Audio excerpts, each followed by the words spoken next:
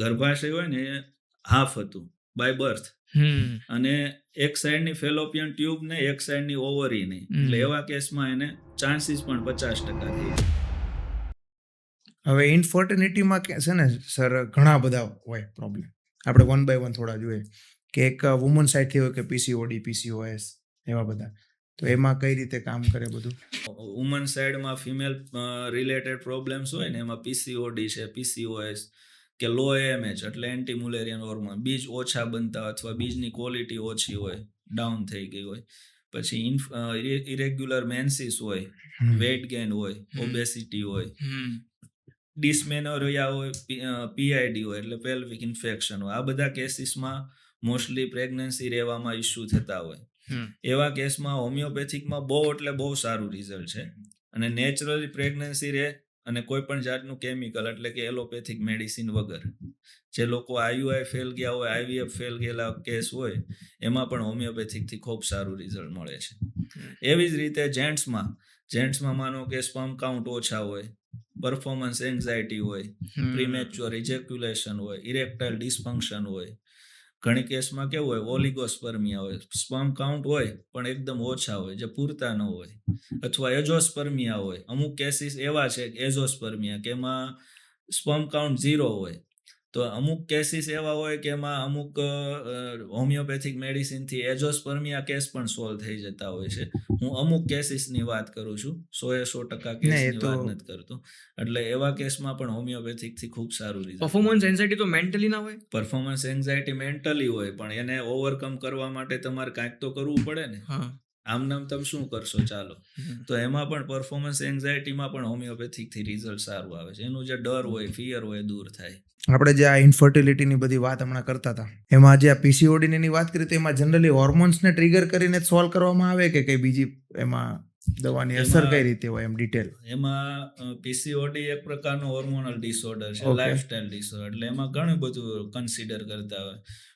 એને પીસીઓડીના જે કંઈ એના સિમ્ટમ્સ હોય એ રિલેટેડ મેડિસિન આપતા હોઈએ છીએ, પ્લસ એને લાઇફસ્ટાઇલ મોડિફિકેશન પણ કરાવતા હોઈએ છીએ, જેમ કે પૂરતી ઊંઘ, ડાયટ મોડિફિકેશન એટલે ખાણીપીણીમાં ફારફાર કરાવતા હોઈએ છીએ, સ્ટ્રેસ રિડ્યુસ કરાવતા હોઈએ છીએ, સ્ટ્રેસ મેનેજમેન્ટ કરાવતા હોઈએ છીએ, અને યોગા, એક્સરસાઇઝ આ બધી એક્સ્ટ્રા એને એડવાઇસ કરતા હોય છે. આ બધું કરીને એને આપણે કંટ્રોલ કરાવતા હોઈએ છીએ.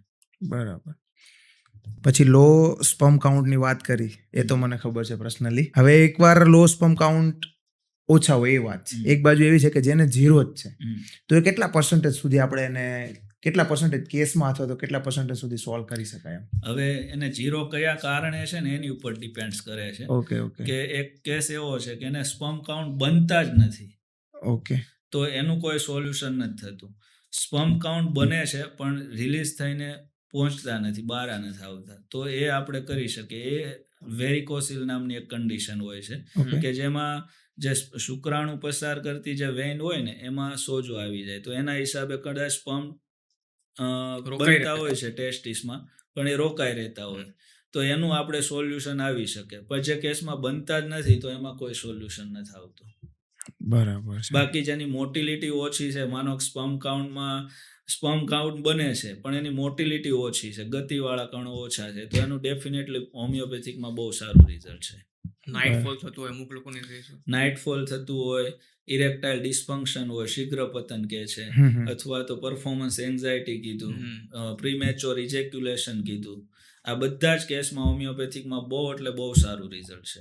હવે ઘણા પ્રેગ્નન્સી થઈ ગઈ છે, તો એ પ્રેગ્નેન્ટ વુમન હોમિયોપેથિક કોર્સ કરે થ્રુ આઉટ પ્રેગ્નન્સી દરમિયાન, તો આવનારા બાળકમાં અને પ્રેગ્નેન્ટ વુમનમાં કેવા એવા પ્રોબ્લેમ હોય કે જે ના થાય, અથવા તો આવનારા બાળકમાં એવો કેવી વસ્તુ જોવા મળે? એમ મોસ્ટલી અમે એવું હોમિયોપેથિકમાં એવું નોટિસ કરેલું છે કે મોસ્ટલી બેબી અને મધર બંને એક તો થ્રુ આઉટ પ્રેગ્નન્સી હેલ્ધી રહેતા હોય છે. એમને કોઈ બીજા કોમ્પ્લિકેશન જેમ કે મિસકેરેજ થવાના, અબોર્શન થઈ જતું હોય, અથવા પાણી ઘટી જાય મધરમાં, અથવા તો બેબીનો વિકાસ ઓછો થાય, લો બર્થ વેટ બેબી થાય, તો એ બધું જ કોમ્પ્લિકેશન મોસ્ટલી નથી થતા. હોમિયોપેથિક મેડિસિન થ્રુ આઉટ ચાલુ હોય ને તો બેબી પણ હેલ્ધી આવે છે અને મધરની હેલ્થ પણ થ્રુ આઉટ પ્રેગ્નન્સી સારી રહે છે. ઓકે સર, તો તમે એવો એકદમ કોમ્પ્લિકેટેડ એવો કેસ છે કે તમે હોમિયોપેથિકથી સોલ્વ કર્યો હોય? હવે કોમ્પ્લિકેટેડ કેસની વાત કરું ને તો એક ડોક્ટર કપલ હતું, પ્રાઇમરી ઇન્ફર્ટિલિટી 10 years પ્રાઇમરી ઇન્ફર્ટિલિટી, મેરેજના 10 વર્ષ થઈ ગયેલા પણ પ્રેગ્નન્સી રહેતી નહોતી. પછી બધી બહુ દવાઓ કરી, IUI, પછી IVF સ્પેશિયાલિસ્ટના અંડરમાં એની ટ્રીટમેન્ટ ચાલતી હતી. ડૉક્ટરે 1.5-2 વર્ષ દવા ચાલુ રાખી, પણ પછી જે ગાયનેક ડૉક્ટર હતા એમને એજના હિસાબે અને એની કન્ડિશનના હિસાબે અમને IVF તરફ કન્સલ્ટ કરવાનું કીધું કે ભાઈ હવે તમે IVF કરાવો, કારણ કે પછી એજ પ્રમાણે તમારે પછી લેટ થશે એમ, અને બધા બીજા ઇસ્યુ થાય.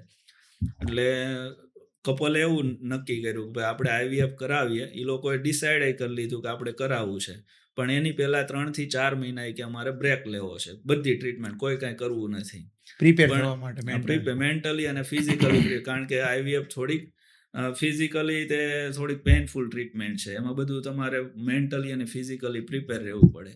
પછી સેમ ગાયનેક ડૉક્ટર જેમની ટ્રીટમેન્ટ કરતા હતા એણે એવું સજેસ્ટ કર્યું કે જો તમારે રેસ્ટ જ લેવો છે તો why don't you try homeopathy. એકવાર હોમિયોપેથી ટ્રાય કરો 3 થી 4 મહિના, એમાં કંઈ તમારે કરવાનું છે નહીં. એટલે કપલે હોમિયોપેથિક મેડિસિન ચાલુ કરી અને 2nd મહિને જ પ્રેગ્નન્સી પોઝિટિવ નેચરલી. અને એ કેસમાં કોમ્પ્લિકેટેડ એટલા માટે કે એને હાફ યુટ્રસ એટલે કે યુનિકોર્નિયોટ યુટ્રસ હતું, ગર્ભાશય હોય ને એ હાફ હતું બાય બર્થ, અને એક સાઈડની ફેલોપિયન ટ્યુબ ને એક સાઈડની ઓવરી નહીં. એટલે એવા કેસમાં એને ચાન્સીસ પણ 50% થઈ જાય. એવા કેસમાં આપણે હોમિયોપેથિકથી 2nd જ મંથમાં પ્રેગ્નન્સી પોઝિટિવ, અને એમને દીકરી નાની છે અત્યારે.